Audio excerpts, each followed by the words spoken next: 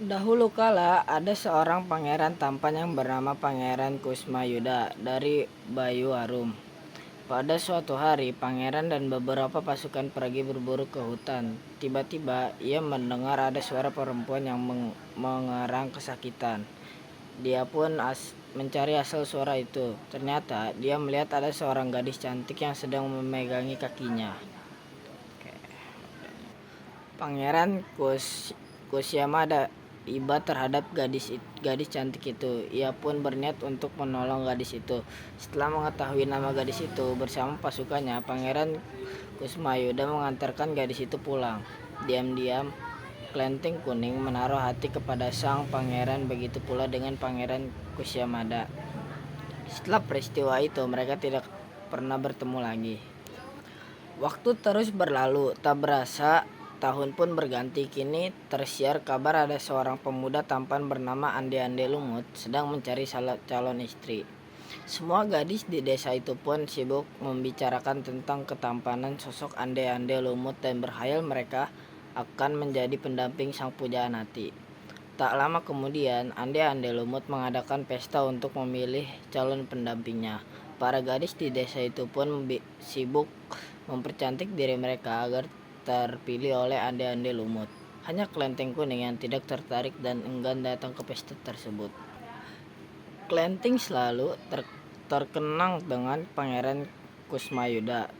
Ketika dia asik-asik melamun, saudara-saudaranya mengajak untuk pergi ke pesta Ande-Ande Lumut, pemuda tampan yang sedang mencari calon istri.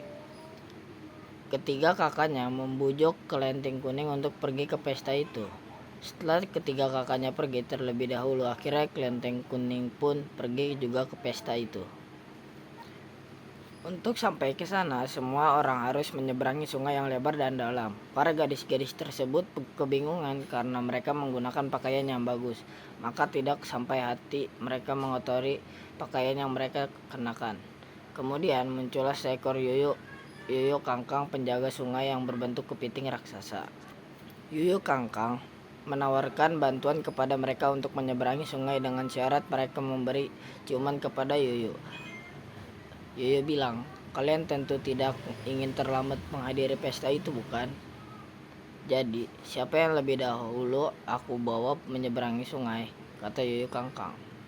Para gadis itu langsung menyetujuinya karena mereka ingin segera tiba di pesta tersebut.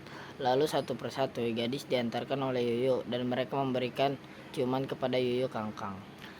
Kelenteng Kuning memutar otaknya mencari cara agar ia dapat tiba di seberang sungai tanpa harus mencium kepiting raksasa itu.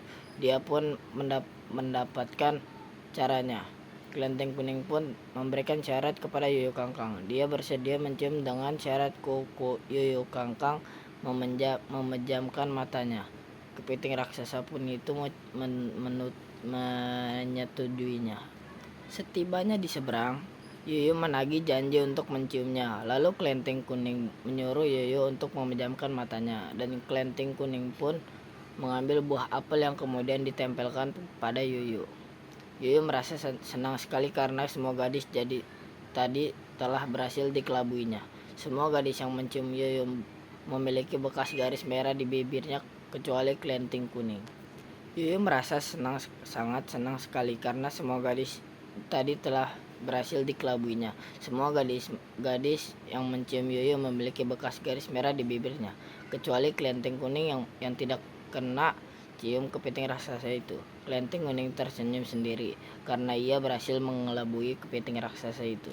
Setibanya di pesta, para gadis-gadis cantik itu pun merasa ada yang aneh pada diri mereka.